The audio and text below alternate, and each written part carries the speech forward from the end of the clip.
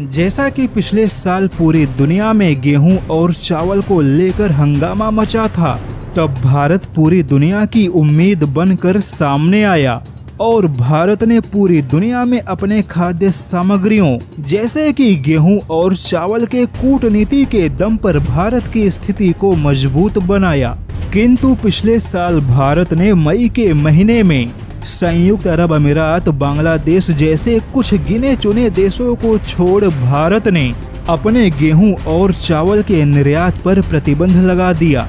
जिसके बाद 25 से भी ज्यादा मुस्लिम देशों के अलावा यूरोपीय यूनियन भी मुश्किल में आ गई। यहाँ तक कि G7 ने तो भारत के गेहूं और चावल पर प्रतिबंध लगाने के फैसले की आलोचना भी की। लेकिन अब जो अरब देश पिछले साल भारत को अपनी अकड़ दिखा रहे थे, अब वह सारे देश भारत के सामने घुटनों पर आ गए और अब गेहूं चावल ही नहीं बल्कि अरब देश भारत के सामने भारत के टूटे हुए चावल को लेकर गुहार लगा रहे हैं। यहाँ तक कि तुर्की और कतर जैसे देशों के खाद्य सामग्रियों से जुड़ी कंपनियों की हालत खराब हो गई और जो टूटा हुआ चावल जानवरों के लिए चारे के रूप में इस्तेमाल होता है, अब उसी टूटे हुए चावल के लिए अरब देशों की कंपनियां भारत के सामने लाइन लगाकर खड़ी हैं। हालांकि भारत ने फिलहाल इंडोनेशिया, सेनेगल और जाम्बिया को टूटे चावल के निर्यात के अलावा